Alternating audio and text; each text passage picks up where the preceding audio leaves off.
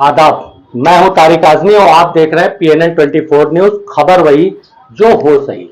अल्लामा इकबाल का एक बड़ा खूबसूरत सा कलाम है जो शहीद आजम सरदार भगत सिंह ने अपनी शहादत के पहले अपने भाई की मुलाकात के दरमियान जिसका तस्करा किया था। उन्हें यह फिक्र है हरदम नया तर्जे जफा क्या है, हमें भी शौक है देखें सितम की इंतहा क्या है। तो साहब इसी तर्ज पे उन्हें यह फिक्र है हरदम नई अफवाह क्या है, हमें भी शौक है देखें कि उन अफवाहों का खंडन क्या है। पिछले दिनों हमने एक अफवाहों का खंडन करके बताया था कि किस तरीके से ज्ञानवापी पे मस्जिद के मुद्दे पे आपकी भावनाओं के ऊपर लोग अफवाह फैलाने की कोशिश कर रहे हैं। हम बड़े शुक्रगुजार हैं कि हमारी बातों को आपने तरजीह दिया, ऐसे लोगों को दरकिनार किया।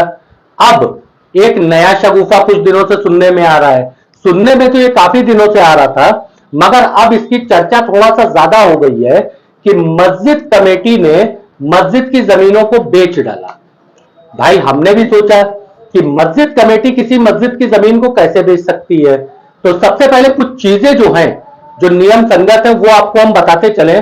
कानूनन क्या है कि मस्जिद कोई भी हो वो वक्फ बोर्ड से रिलेटेड होती है। अगर सुन्नी मस्जिद है तो सुन्नी सेंट्रल वक्फ बोर्ड, या शिया मस्जिद है शिया सेंट्रल वक्फ बोर्ड। इन दोनों ही मस्जिद या मस्जिद की संपत्ति के मालिक वक्फ बोर्ड होता है। तो वक्फ बोर्ड की संपत्ति को बेचने का अधिकार वक्फ बोर्ड का होता है, या उसके ऊपर कोई फैसला लेने का अधिकार वक्फ बोर्ड का होता है।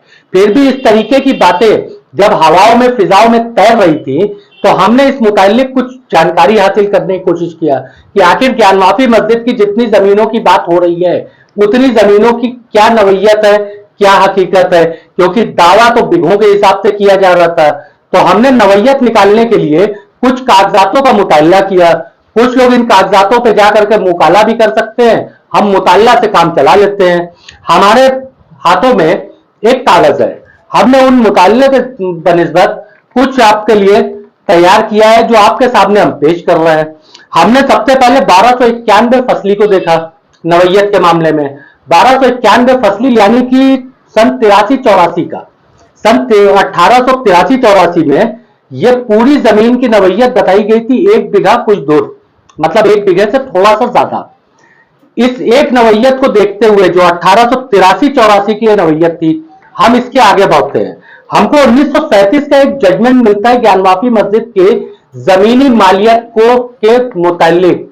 उस जजमेंट के हिसाब से जो जमीनी मालियत अभी मौके पे बैरिकेटिंग से घिरी हुई ज्ञानवापी मस्जिद की जो जमीनें हैं वो है, साथ में 2 और संपत्तियां ऐड की गई हैं, साथ में और जोड़ी गई हैं।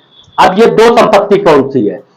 8276 और 8263 ये ज्ञानवापी मस्जिद के सामने की संपत्ति है। एक को हम छक्का द्वार के नाम से भी पुकार लेते हैं और दूसरी मस्जिद जो है पुलिस कंट्रोल बोर्ड रूम के रूप में स्थापित हुई थी।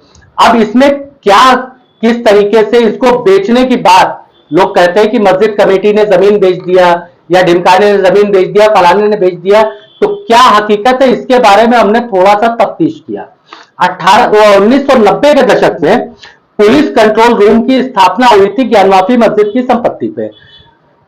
बट अब यह है कि सेंट्रल वक्फ बोर्ड ने इसकी अनुमति दिया होगा।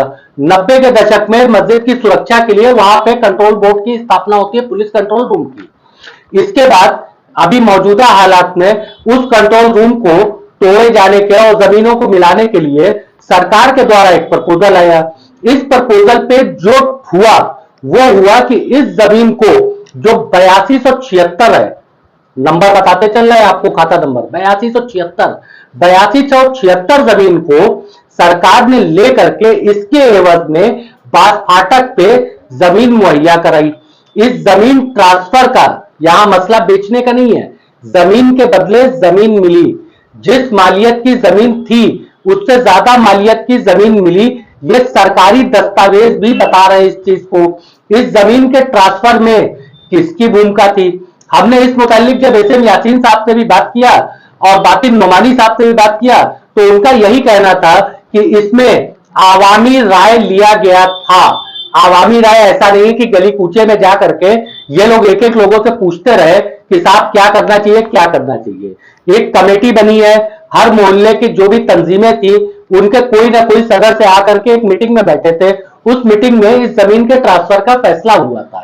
अब रही दूसरी जमीन जो 8263 मस्जिद के सामने, वो आज भी मौजूद है। तो फिर आखिर ये अफवाहबाजी किस लिए है? सोचने वाली बात है। ये अफवाह किस लिए है कि मस्जिद की जमीनें बेच दी गई, मस्जिद की जमीनों का ये हो गया, मस्जिद की जमीनों का वो हो गया। इससे क्या फायदा? कौन है जो आपकी भावनाओं के साथ ये खिलवाड़ करना चाहते हैं? आप अपनी समझदारी का तो परिचय दे सकते हैं। आप उस चीज को, जिस तरीके से मैंने दस्तावेज देखे, भाई सारे दस्तावेज ऑनलाइन उपलब्ध है, आप ऑनलाइन भी देख सकते हैं कैसे है क्या है सब कुछ।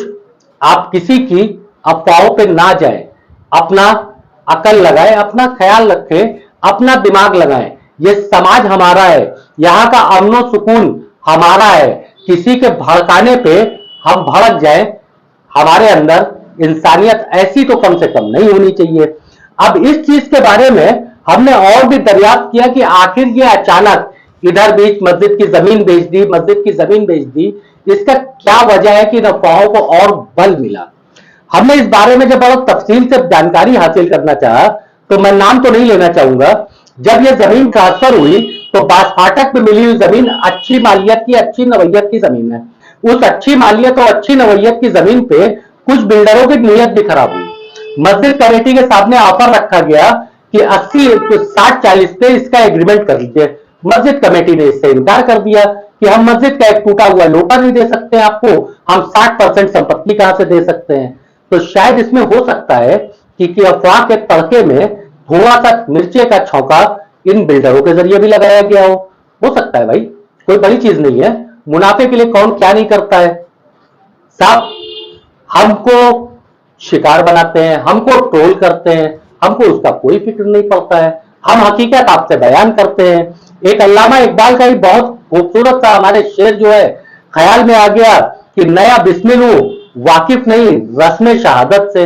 नया बिस्मिल हूं वाकिफ नहीं रस्म शहादत से, बता दे तू ही है जालिम तड़पने की अदा क्या है।